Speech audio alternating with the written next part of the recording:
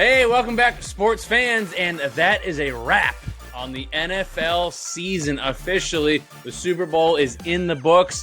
What a fantastic ending it was. Maybe. Depends on who you are. RPF, it was quite the entertaining weekend. It was quite the entertaining Sunday. We had the halftime shows, we had the commercials, the game itself. What you got going on? Looking back at Sunday, how would you rank it overall? Surprisingly a B+. I think it started rough for me because my best friend in the world, who thinks Michael Jordan plays baseball, Michael Jordan actually for a while thought he played baseball too. Anyway, true. It's very true. But he was in Phoenix the entire week for the Super Bowl week. God. I mean, ultra VIP. Everything was like everything. He was like sat next to Rihanna basically during the press conference. I mean, it was just crazy. His whole access was like, anyway, it threw me off. And this guy is like, he travels in different circles, but definitely not football circles. And sure enough, he's like, fantasy, talk about fantasy football. That was, he had the tickets, right? So anyway, that threw me for a loop. And he was like texting me with like pictures of, every single football player that you ever want to hang out with, like the Kelsey brothers and Greg having, shots at the bar. That's like crazy. Anyway, so that started rough. And then it ended with one of the greatest Super Bowls ever with the coronation of the GOAT chase now for Mahomes being in the conversation going forward, and a solid. Everything was good. I think it was a solid performance by everybody until, of course, I saw Elon Musk and Murdoch hanging out together and being praised as brilliant minds, which is a whole different discussion. But anyway, otherwise, it was a very solid, fun Sunday, Super Bowl Sunday. Yeah, it was. It was pretty good. We went over to Vermont to watch the game outside. We have my father-in-law has a huge. I call it the hyperthermia bowl. Yes, you guys. 12.5 foot high by 20 feet wide screen. We watch outside. We make a day of it. So it was. It was good. I'm gonna go a little lower personally. I was disappointed, but we'll get into that. I just think the commercials are they're not what they used to be. And I don't know. Once you hit 40, you start thinking back in my day. Oh, no. Mean Joe Green in the Pepsi commercial. That was. I have those thoughts every day. No, we'll get into it. We're gonna do commercials in a little bit, but I'll air my grievances then. But the game itself, let's talk about the game. Something to look forward to. Let's talk about the game. It was a good game. Obviously, the score was really, really tight. It was a fantastic comeback by the Chiefs. I can't deny any of that stuff. Let's talk about the penalty or at the end. No. Let's be in sequence. I want to go chronologically, starting with the end. Starting with the end, when I predicted last week, the Chiefs would win 42-38, and they were 38-35. So. So you weren't right. Okay, so moving on. I was right. Okay, moving on. Let's start with the first half. The Eagles continued the trajectory they had the whole playoffs, right? They arguably had a perfect first half. They didn't get into the end zone as many times as they should have, perhaps, but they definitely had. There was no indication. They were up by 10. There was no indication that this was going to go sideways in any way because they were just humming along, doing. Jalen Hurts was doing Hurts things. He was just. Didn't make a mistake. He made, obviously we would evolve into something else. Well, but the first half was as written, as scripted in some ways. I think the only problem was that Jalen Hurts was the only one doing things. Well, eventually, yes. But I think in the first half, they actually, they pulled it together. He was enough. He was enough for the first half and the Chiefs. Of course he was. Yeah. Jalen Hurts himself was enough for the entire game. Jalen Hurts himself performed well enough to win that game. Correct. And then, if not for football moments, a.k.a. turnovers and punt returns and things like that are just unpredictable. All right, so punt return, that was a big one. Then we have the comeback. Right? Mm-hmm. I think, I saw somewhere that the Eagles or the Super Bowl teams were like 24-0 when they were leading by 10 points or more until now. you know, they'd never been a 10 that can't point be true. plus comeback in Super Bowl. Well, I want you to Google that because I think that's what I read. The New England Patriots, Tom Brady, down 25. Well, I know. Okay. Down 25, yeah, that's true. But that was the Falcons, right? That was, yeah. Yes. So that doesn't make sense. Okay. So maybe I read it in Pravda, which is the they tied. The Chiefs tied for the second biggest comeback. There's other teams that have come back from 10. Oh, okay. I think they are now. It makes some more sense because Super Bowls are always, if not, they'd be all boring. They'd all be blowouts. They'd all be like. So anyway, so I think then the comeback happened.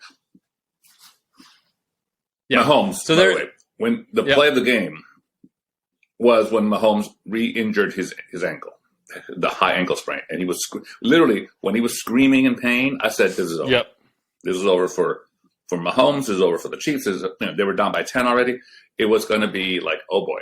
And then Chad Henne does not inspire great Super Bowl comebacks. The backup quarterback who quickly retired after the game, knowing this is the height of his career. When Super Bowl he won, he didn't play it. So yay, team. Anyway, so Mahomes, when he was screaming on the sidelines, and he put his hand on his teammate that he couldn't take the pain. I went, oh boy. And then a second later, you see him whispering to the coach, and later you find out he said, I'm all right. You know. Yeah. That is drugs are a hell of a thing, man. That's the stuff of legends. Yeah. Yeah. So then and I love the fact when they went into halftime, there was apparently some rumblings from some of the Chiefs that they wanted to hang out and see the Rihanna concert.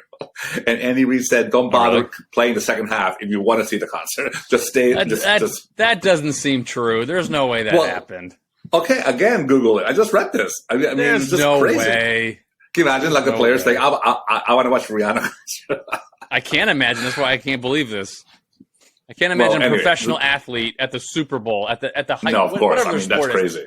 At the championship game of whatever their sport is, going, you know what? Don't worry about the team meeting that's about to happen. I would say the backup long snapper maybe would be the one that would do that. Because they get hurt all the time. Anyway, so so then the comeback happened, right? And it wasn't like nail biting stuff. It was just like systemic, and it was just steady, and it was 3rd and 7. He scrambled for 9. That type of thing. And it was just like there's 2 plays, of course, that besides the penalty that we'll talk about, but 2 plays that it was the 28-yard scramble on one leg that Mahomes managed to do, which was like, wow, that was amazing. Yeah, and then the punt return that really kind of sealed the deal.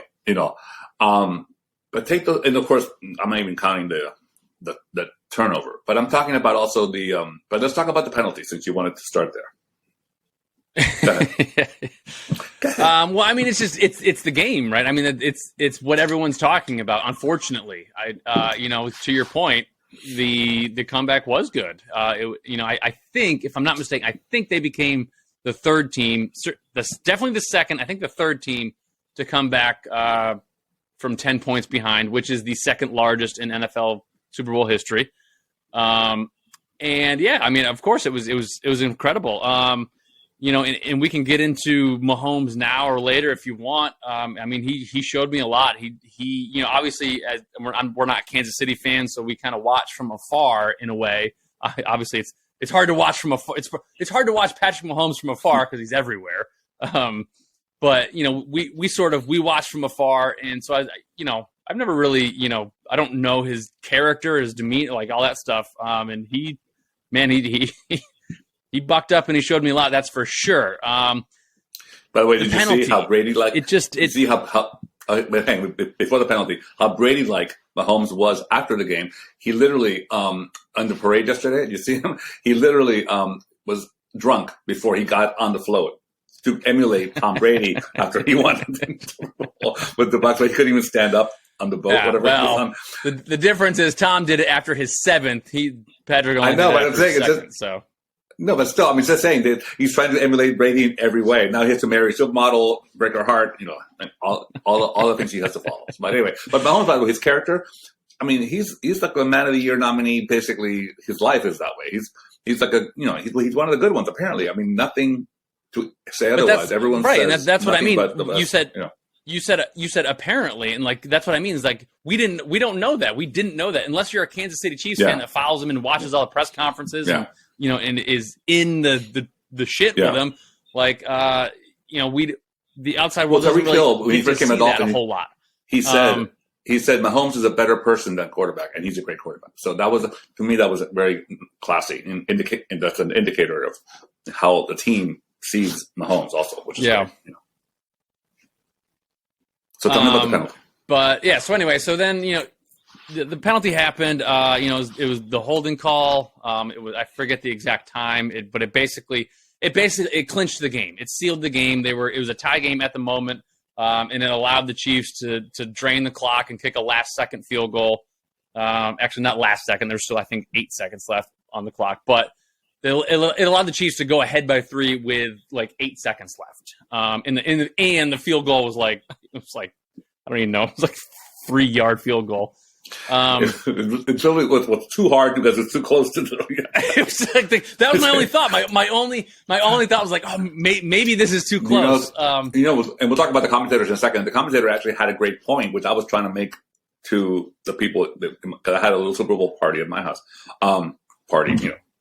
6 people, but it was still a gathering. So when Mahomes kneeled down for the field goal try, he centered the ball as everyone does because you want to have the kicker have the center, But when you centered it, he got on the logo, on Super Bowl logo that was slick and everyone's falling on.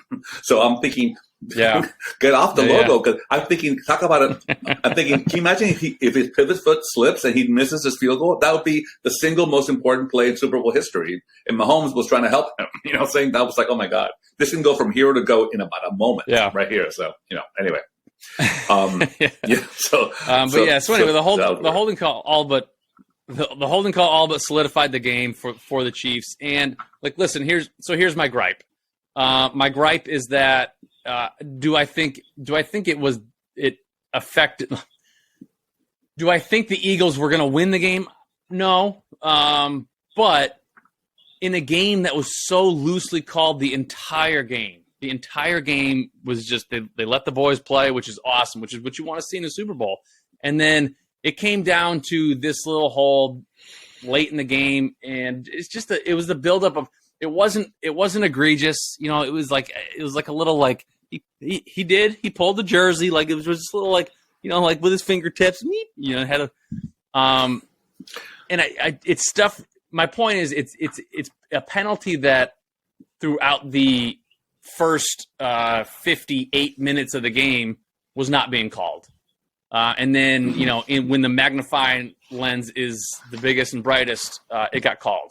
And it was very unfortunate to me because it took, otherwise they kicked the field goal right then and there and they give imagine being able to see Jalen Hurts, who had a phenomenal game. Imagine being able to see him get the ball back with a minute, I don't know, a minute 40, minute 30, whatever was left, and have his moment to try and try and be the hero. And it got stripped of him.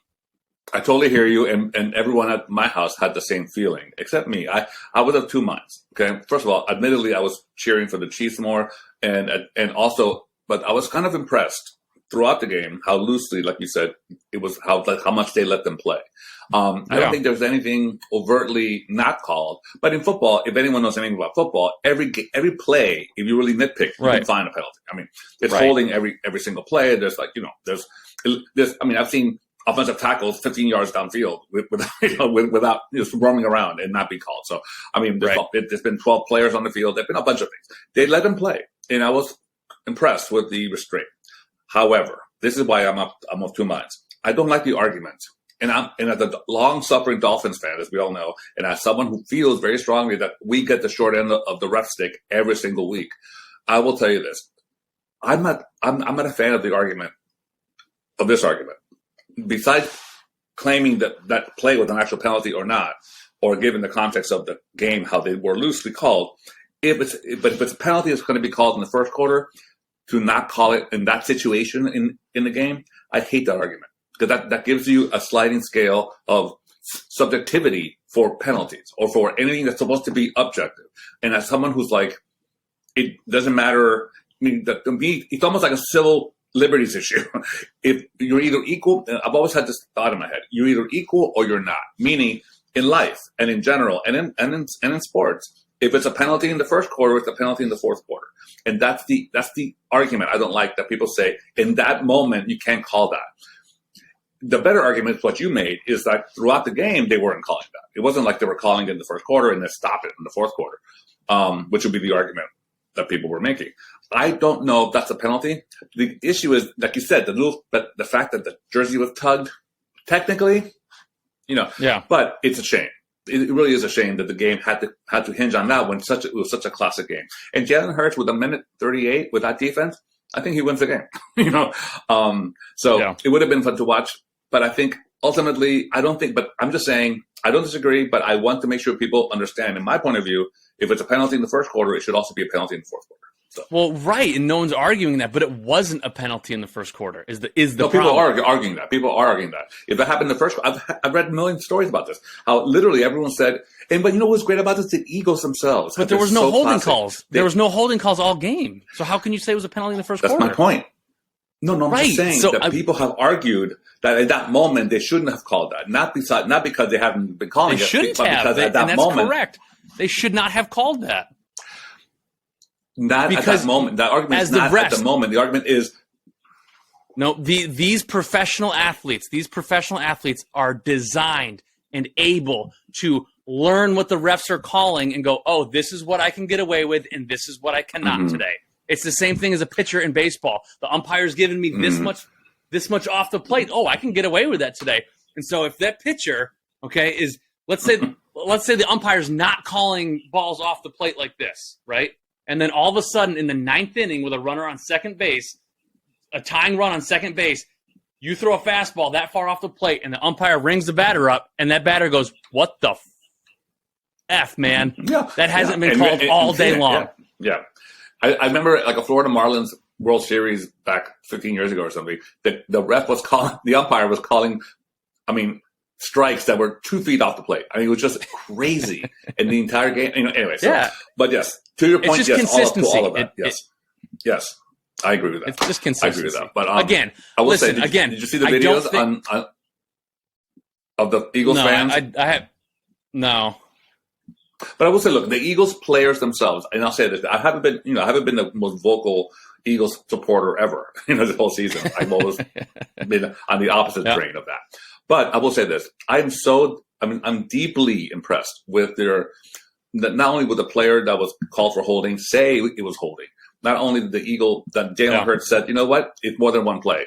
We could never been in that situation. Sure, it was exactly what you want, like your kids to say.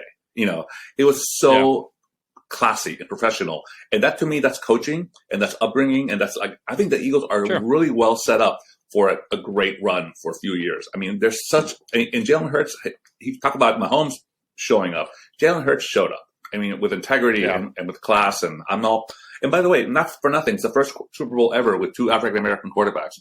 And you know what? It was a damn great showing from both. So I'm very, very, very, very happy about that. So. Yeah, no, it was fantastic. And to your point, the defensive back there, he was like, I held him. He owned up to it. Again, it's just it was a shame that it. Yeah. It was a shame that a game that good had to come down to everyone just talking about this stupid penalty. So here's my final takeaways. Okay, like I mentioned earlier. Do I think that the Eagles were going to win? Am I like, oh my God, they got robbed of the game? No, I don't. But it just kind of tainted such a great game to watch. And at the very end, I was like, no, don't do this. I was like, please don't do this to me. It went from possibly the greatest Super Bowl ever to Well, second greatest, but yeah. Second greatest, of course. Yes. Yay, Falcons. But so listen, big takeaways for me. Patrick Mahomes proved that he is an absolute beast. Not a talented football player. We already knew that. He is an absolute beast, and this is what you touched upon earlier. His ankle injury. Re-injuring it during the game, that was and then running on it, I mean, it was gutsy. It was impressive to watch. It was. Yeah. I watched him play, and I was like, "Damn!" I was like, I mean, I could almost hear like the music swell in the movie. You know, saying this is the part where a young like Ryan Gosling playing Mahomes or whatever. Or Jalen Smith or Jaden Smith. Yeah. So let's hear your thoughts. I know you teased this a little bit. Let's hear your thoughts on where he's starting to cement himself in the history of football. Well, there's no one else. I think that's even in remote discussion as potential kind of baton passing. It's Mahomes and everyone else at this point. Like you said, the intangibles. Besides currently being a fantastic, accurate passer. And just improvising maestro back there. You remember like in the first half, like the sidearm they threw to Kelsey. It was like with 3 people on him, and it was like he just knows how to do that. And so anyway, besides his football skill, the guts he showed, and the leadership, and the confidence, and the lack of bravura, the lack of like false hype. He was just like, let's get this shit done. And he did it. And I think that's Brady at his best. When Brady was really Brady, it was like. There was no questioning about his ability for football, but then his toughness and his determination and also his weapons were so great. So I think Mahomes is the legitimate Brady's weapons were so great front runner. Gronk, Edelman. I'm saying his targets. It's his teammates gave him. No, I know what you're saying. I know what you're saying. So what are you saying that they weren't great? He had Gronk. Okay. Yes, that's what I'm saying. I'm just saying that he knew how to play where does Julian Edelman? Where does Julian Edelman rank in the all-time receivers in history? He's the third best Jewish player ever to play in the NFL. I'm making that up. I have no idea. Edelman had the most entertaining social media presence of any ex-player. He's also. I'll tell you what. We've talked about this, and the ladies like him. So that's something. Hang on. We've talked about this on the show before, but it's a great opportunity to bring it up again.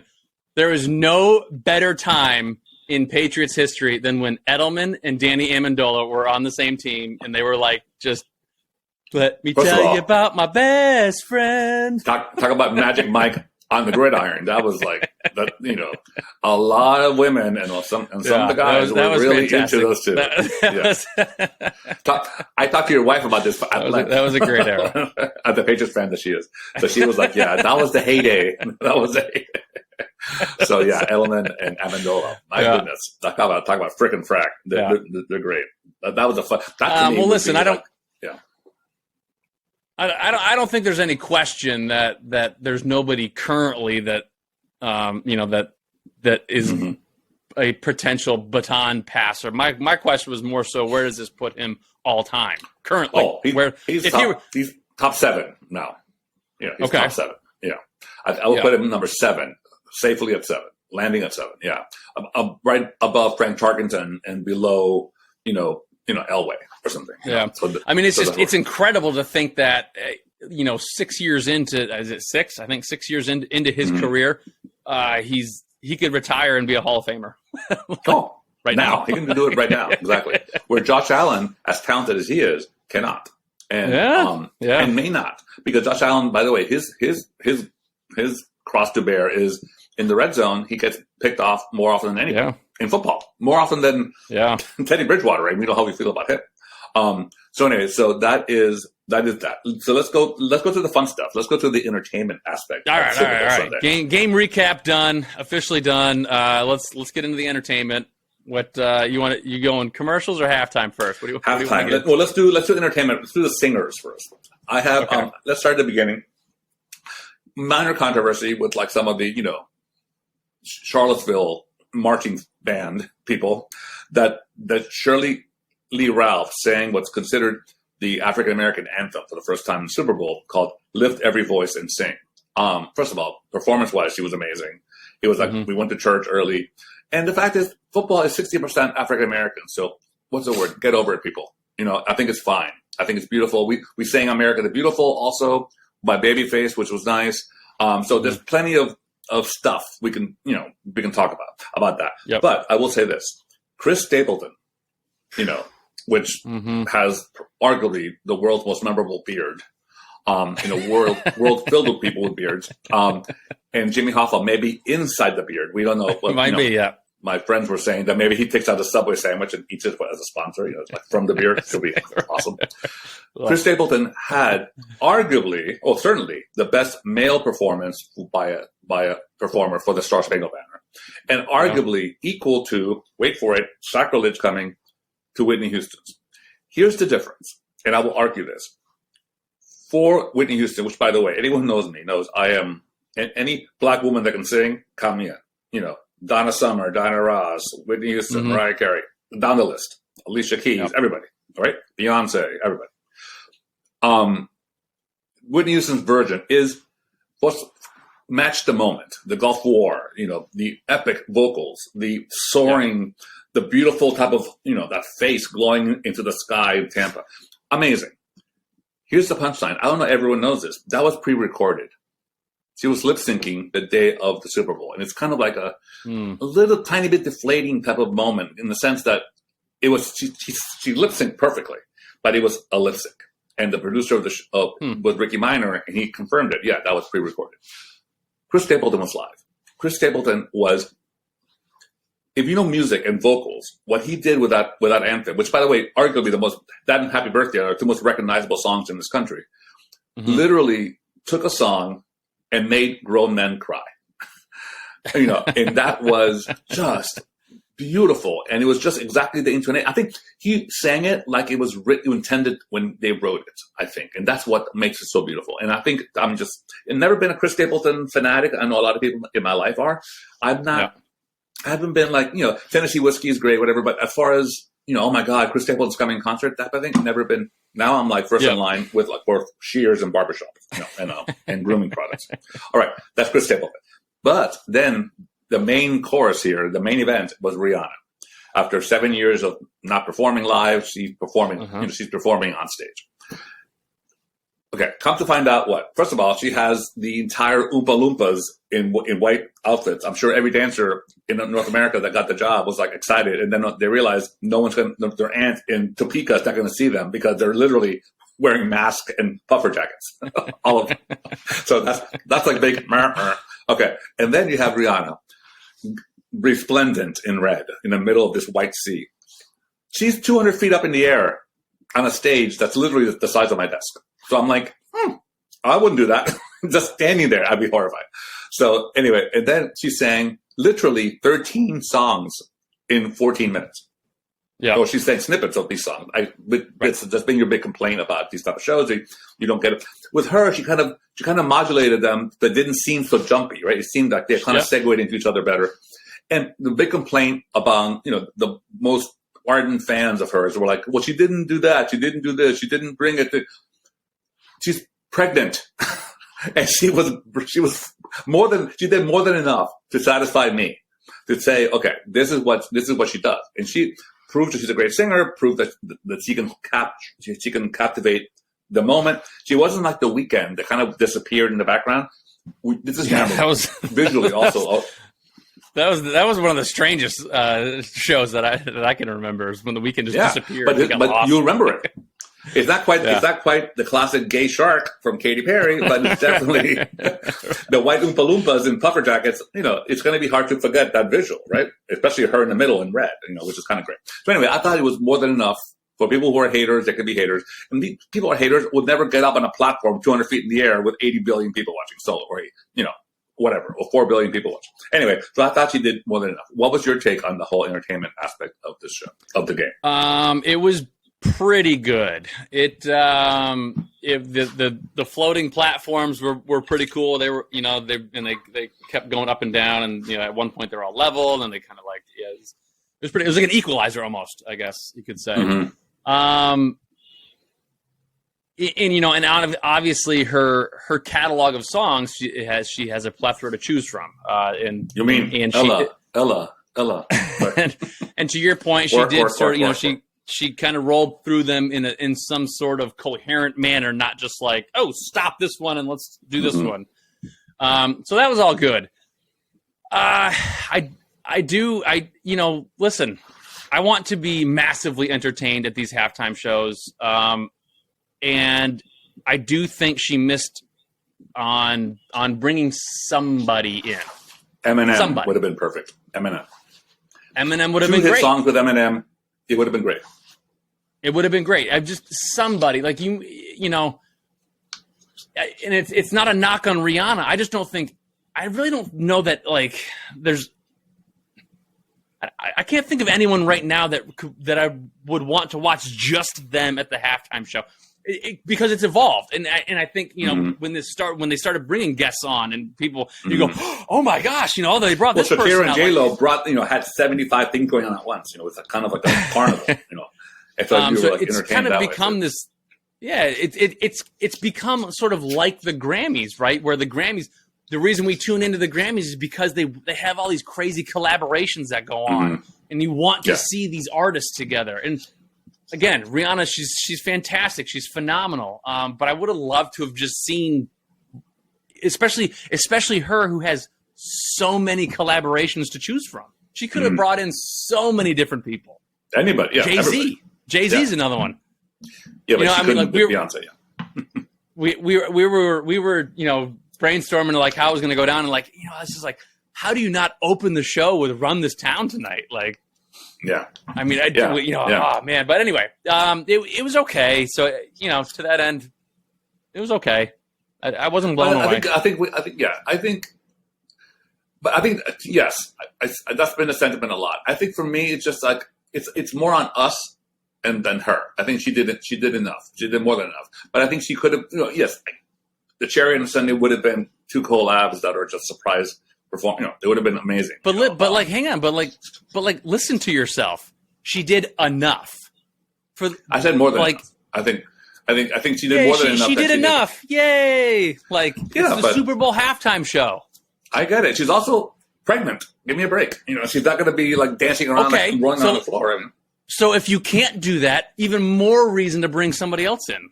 I agree with you. I'm saying it would have been fantastic if we had, me, Eminem, who hasn't performed live in a while either. That would have been really cool to see. Except for the last Super Bowl halftime show. But you can't miss Eminem has two number one songs with her. It'd be amazing. Yeah, and think about how cool that would be to write history to be the first performer to do back-to-back Super Bowls. Yeah, and never to be asked to do it himself alone. And to have your to have your name as a part of it. All right, moving on. So that's our thing. So let's go to the fun part, which you hated this year as well.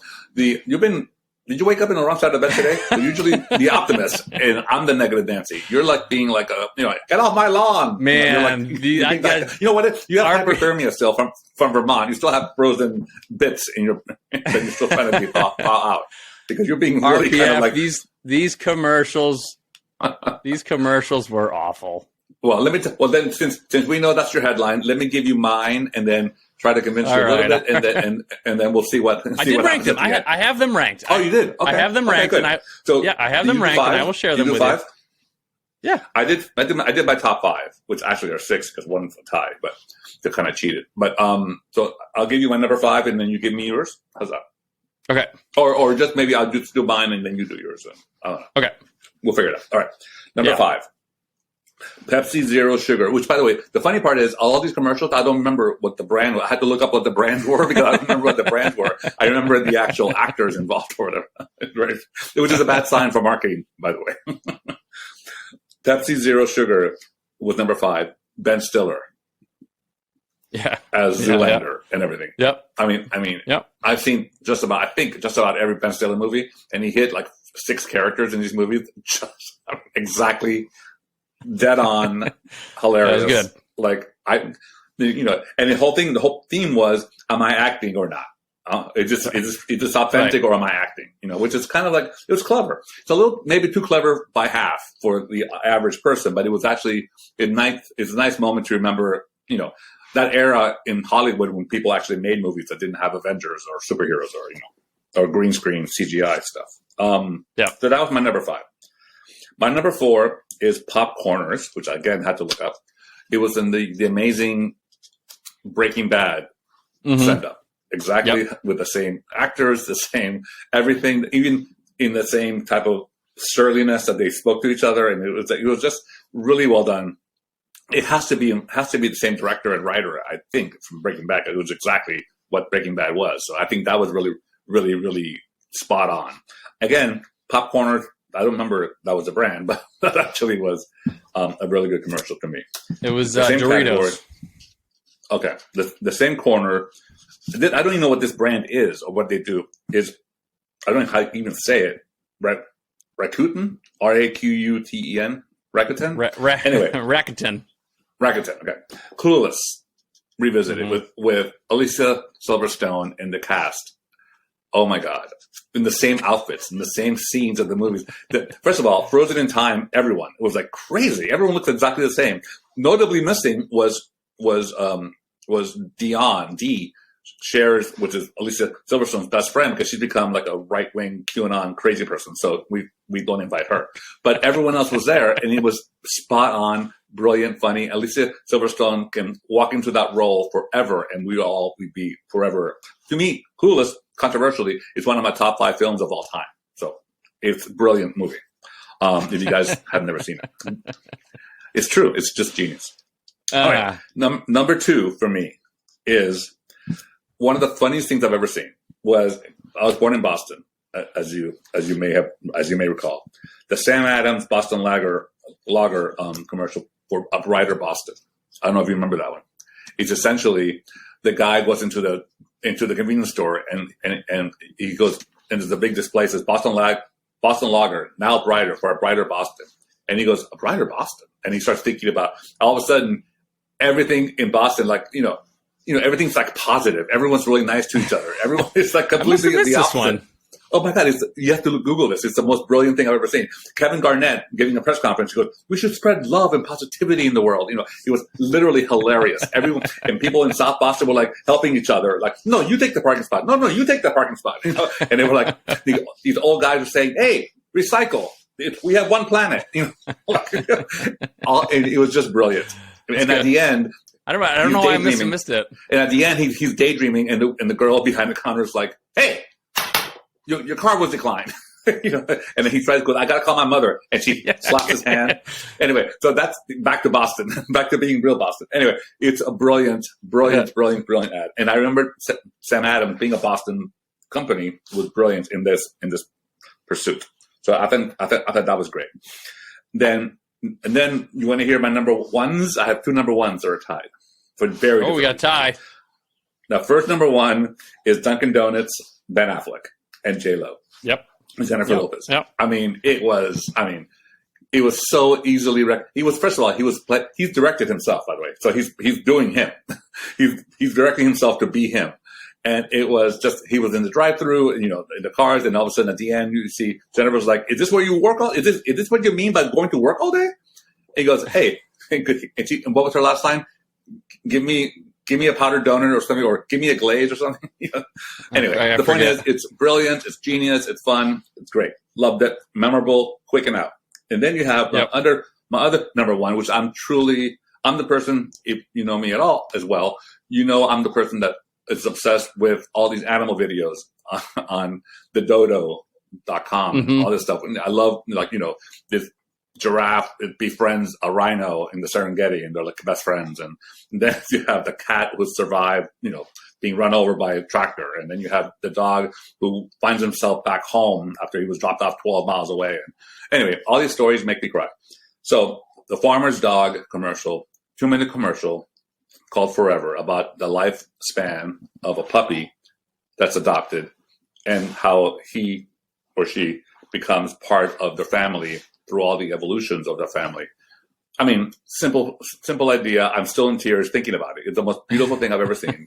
The 12 to 15 year cycle of a dog's life. And at the very end of the commercial, surprisingly, they did the life flashes before our eyes from his point of view, from his ground up view.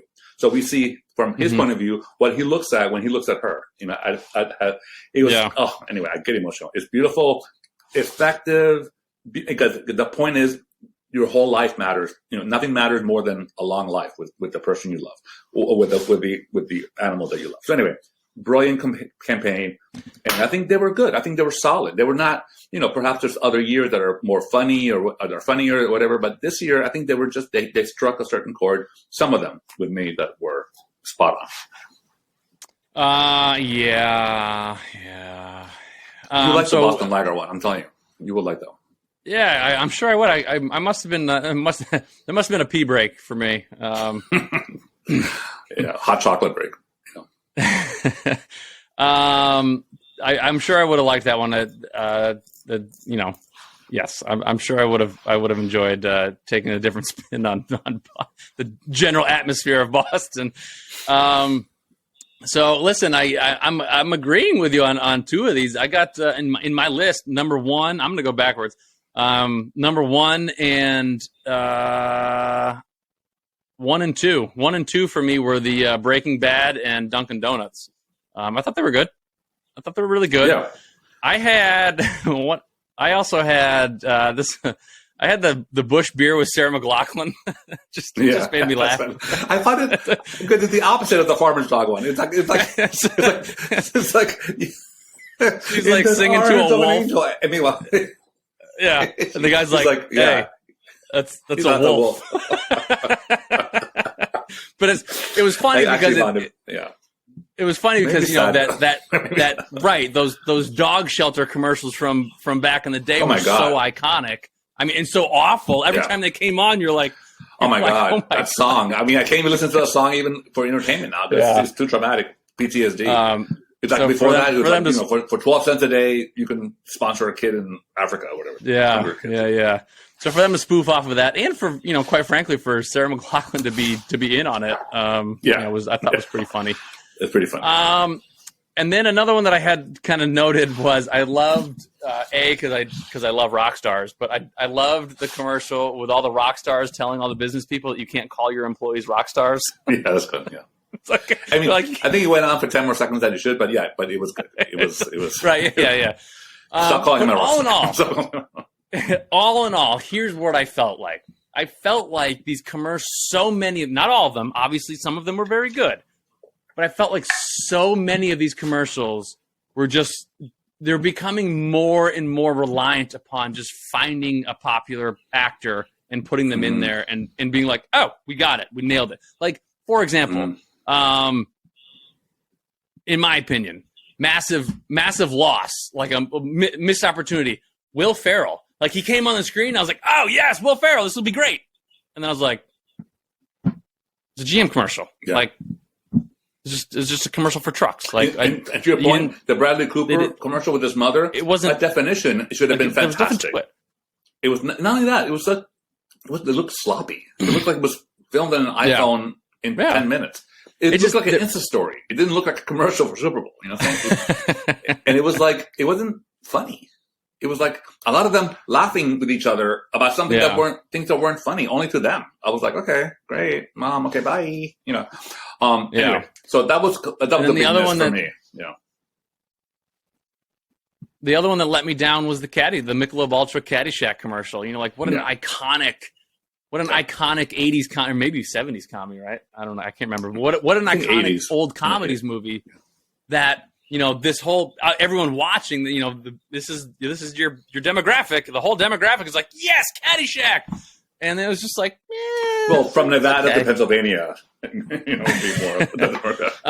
but it was like, again, they were just like, hey, let's just get a ton of A-list names in our commercial, and it'll be fine. But the flip side of but when we do get someone like Ben Stiller, then do something with them, and they did, right? When Clueless and Breaking Bad, they did go there, right? So that was good, right? But if you get someone like I said, Bradley Cooper just walking around with his mother, like, come on, that's lazy, and expensive. And so here's like the Caddyshack one. Here's where I see this going. I see them setting this up for like the whole year. Like they're going to keep doing more commercials with this, more commercials will come out with this group that spin-offs from this one, which they've done in the past, which gets me to my next point, which is starting to really bother me, is like these Super Bowl ads. This is the episode of grievance from Jonah Bales. Yeah. This is like he's been pent up all NFL season. Now he's going to let loose at the last episode for the NFL season. These Super Bowl ads have become like week-long, month-long campaigns. And I don't I don't enjoy it. It's so like I like the ones where maybe you just like tease, like maybe in like December or January, you have like a 10-second teaser commercial where you're like, how was that? To where when the Super Bowl ad hits, you go, oh my God, that's what that was. But they don't like now. It's just like Maya Rudolph with the M&Ms. What does she call them? Mayan M's or something like that. Like the Mayans. That commercial the came. Mayans, Yeah. Like those commercials started happening a while ago, and it wasn't like. But by the way, what we haven't talked about was 3 commercials that were like mouth. Okay, well, hang on. One more gripe, and then I'm done. Mine's a gripe too, by the way. Go ahead. Okay, and then my last gripe is they started announcing these commercials before the Super Bowl. Yeah. Like they were on. But but every year, but they've done that for the past 10 years. If you watch the whole pregame, like at 2:00 in the afternoon, they're already debuting the Clydesdale commercials. But this was like I'm not talking about pregame. I'm talking about like the week before, like Good Morning America, or one of the morning shows. It's social media because it's kind of a race for immediacy. For you have to win the cycle that day, that type of thing. So they're trying to have 2 moments instead of one. And look, it's all marketing and PR stuff. But I will tell you this. The 3 commercials that left me like speechless for all the other reasons that they did not intend were the 2 long commercials for Jesus Christ. Oh, Jesus Christ was the client. I want to see that invoice. And the other one was the Church of Scientology. Are you ready to get a chance? Another general heading of go fuck yourselves. Honestly, if these fucking churches can pay $20 million, which is what they paid for these fucking ads, then tax the shit out of them. Okay, fuck you people. I'm literally so upset about this. I mean, Budweiser, fine. They're paying $20 million. They make $800 billion on bad beer. That's fine. Don't give me a church that I'm paying for with my taxes to put a $20 million commercial to get more fucking people to believe in fantastical bullshit. I am so over that. I will lead a campaign to the end of my time that the churches that are particularly those blatant, flagrant commercial operations that are just as political as anything else are not being taxed because I'm paying for them. It's bad enough I'm paying for kids that I don't have for schools, which is another rant of mine. But this one is legitimately upsetting because that's not doing anything for society. Those ads are meant to what? To recruit more people. I almost said suckers, but more people into their pews and to be indoctrinated, so they can give more money to them, so they can get more commercials. So, boo hoo. That's my complaint and gripe about the commercials. So, I have spoken. You know what's funny is Shiley, RPF and I have a mutual friend, Chris Shiley, and we were watching the game together. And he knew that I was, kind of rating these commercials, and we were going to come on and do the next show was going to be, our top 5, whatever. Yeah. And Charlie was like, when after what I think it was the Jesus Christ one, after the game, he goes, dude, you have to go on the show, and you have to commit 100% that was your favorite commercial, and just just wait for his reaction. My head explode from my shoulder. This is our last episode ever, of course. And I laughed because it would have been so amazing. But I was like, "There's no way I could have kept a straight face." I literally would have. I would have walked off the set. I would have been with my one hand on my hip, walking off the set. I wouldn't believe it for a minute because you don't put up with that shit either. So anyway, the point is by Shiley, by the way. Shiley's very convincing and very innocent looking. So they very kind of like wide eyed, like, "Oh my God, it'll be great." I'm sure. Oh man. Well, hey, listen, Richard. I think this is a wrap on our this. I mean, this. Well, is like, I want to say one last thing. Okay. I want to say one last thing. Football is done. Put a bow on it. Right. We already know from last week's episode that the Dolphins and Eagles will play the Super Bowl next year, so we know that's happening.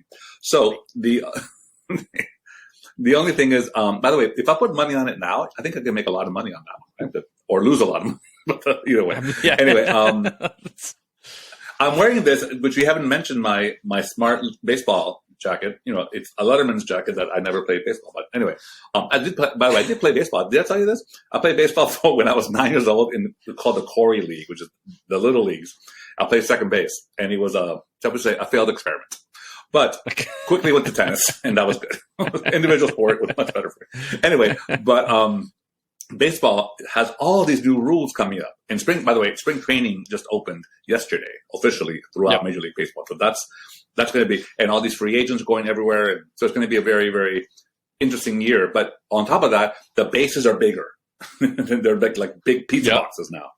There's a clock on the pitchers. They can only have 30 seconds between batters and 15 seconds or something between pitches. Just to be clear, you said clock with an L, right?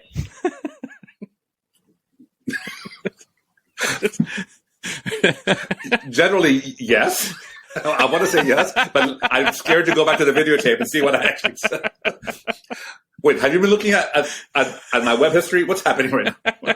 Anyway, and then they also have the new rule is also about they can only throw to first base twice. I love it. Stolen bases. All this. I love it. Yeah. And then they've made permanent the guy on second base rule, for extra innings. I don't love that one. I don't love that one. I don't think it's great. I think it's great. I think, you know what? This is going to be modernizing it. I think it's okay. Pizza box bases. I love that. It's like 2 feet bigger. The bases are huge now. They're not that much bigger. They're 3 inches bigger. Did you see me say huge? I just went like in my upper They went, if I'm not mistaken, they went from 15 inches by 15 to 18 by 18. But anyway. Okay, now we're talking. Now you sure that's with an L? I want to make sure you're. It's a whole different podcast. What was I going to say? The bases. Oh, the runner on second. The runner on second. Do we know? I can't remember. Is that for as soon as they go to extra innings? So is that like inning 10? Yes. So I'd like to see them play like 2 innings, at least maybe. a couple innings of, I agree with that. Extra innings, and then if nothing happens, and then you can start start doing funky stuff. I like that idea. So they can play two more innings. Yeah, I like that idea. Because I do agree that 18 inning games are stupid. I mean, I was such a fan that I remember watching something teams I don't even care about. It was like Milwaukee Brewers at Pittsburgh or something. 23rd inning, I'm like riveted. Like nothing happens for like 6 hours. It was like crazy. Right, anyway, nothing happens. And generally speaking, those games that go super long are low score. Like they're just pitchers. Yeah, because and then you run out of players. Yeah, your whole team is playing, and then the 25th player on your bench who had never played for a damn good reason is now like pinch hitting for And then you look at the box scores, and it's just depressing because your favorite player went like 0 for 8. 0 for 9. 0 for 9. That's actually that I can definitely match that box score for sure. I can do 0 for 9 for sure. By the way, to me the bet is if I would bail out of after every pitch, if I would be like on the ground, every pitch just scared that the ball's going too fast. That was my big issue. The ball was hard, and it would come back hard at me. It was like at second base. But I am the ball. That was get in front of the ball. I'm definitely all for all these speed up rules and pitch clocks and pitch clocks, and the big one, the only throwing to second base twice. Love it, absolutely. The first base twice. Yeah. That's what I'm. Sorry. Only throwing over. Yeah, only throwing that's over. going to be. I mean, can you imagine? Mookie Betts on first base, and then he 2 times already thrown, and it's like 1-1 count or something. It's going to be like he's going to be like halfway down to second base. He's going to be standing on second base. He's going to be standing. Because the pitcher can't do anything. It's brilliant. Catchers are going to start fighting the pitchers because the pitchers are going to throw over twice, and the catcher's going to go, "What the fuck, man?" Let me ask you this: Is the DH permanent? I don't remember this now. Is the DH permanent in the National League too now? Or no? Yeah. Is it so now? DH is. I think that was last. I think that was. Pitchers are no longer playing. Are no longer batting. God help us all. Yeah. Thank God. Okay, good. That was like because JD Martinez went to the National League, and I'm thinking he better be a DH because he can't even walk, let alone do it. Yeah. All right. This has been a fun episode. To recap, we were wrong about everything in football in the season, but I was a little bit right about Chiefs winning by 2 points. To recap, football's over and we were wrong about everything. Wait till next season. But now we segue into basketball, hockey, and baseball. So in tennis. So it should be coming down to the tail ends of basketball and hockey, which is always exciting. Playoffs are around the corner, and then baseball starts. And March Madness, which you don't care about that much. And this year particularly, I will. I'll do my best. I'll do my best to get involved in March Madness. But March Madness happened in January. Every team who's top ranked has lost, so it's like there's no one really. March Madness is going to be like, really? Is that? There's no upsets because they're all upsetting already each other. So they're all like, anyway. Could make it fun. This will be. Oh, and golf is coming up, so that should be fun. Oh, Tiger's playing. Tiger's playing today. This weekend. Yeah. And awesome. By the way, the over unders is the fact that he won't make the cut. Again, I think he'll make the cut this week. I mean, I don't know. I don't know. I don't know. I don't know what to do with Tiger anymore. From a golf fan, I know, but his son, I think his son's going to be great. So yeah, that'd be a better bet. Who's going to win? Who's going to win a PGA event next, Tiger or his son? That's an evil quiz. I mean, poll. I like it. Okay, let's put that up on our social media, which, by the way, guys, please go to our YouTube page, Sports, of course. I'm sure Jonah will give you the whole rundown, but definitely go to our YouTube page, hit like, subscribe, so you don't miss an episode. But yeah, that's a great poll to put up there. Tiger or Tiger Jr. would win the next PGA. That's evil and kind of brilliant. You're an evil genius today. You've been really kind of like this Austin Powers type of character today. Between that and like Clint Eastwood, get off my lawn type of guy. So it's kind of like a very interesting dynamic for you this week. But get over it by next week. Well, optimistic Jonah. Make better commercials. You hear that, Hollywood? All right, hey, listen. Let's wrap it up. That's all the time we have for this show. Again, there's the NFL season. It's done. We were wrong about everything, and we are moving on. We're licking our wounds, and we are moving on to the next sports. But it's been fantastic. You can find us everywhere that you listen to your podcast, which is Apple, Spotify, Podbean, as well as many others. We can also be found socially on Instagram and Twitter. And, of course, at our dedicated YouTube channel, Sports, of course, with Jonah and RPF. And does RPF have something he wants to chime in? Yes, one last thing. Okay. Next year's Super Bowl is in Las Vegas. So let's make it a goal for Sports, of course, to do a live podcast, two podcasts from there all week, Las Vegas, Super Bowl 54. Let's make it let's make it there. Let's go there. Wouldn't it be fun? Let's make that our goal. Sports, of course, in Vegas for Super Bowl week. How much fun would that be? Whew. Okay. Well, on that note, Dream big, kids. I'm gonna go find a pimp to take me under and start saving. This took a turn. Okay. This took a turn. It's with an L. Clock. Okay. And good night, folks.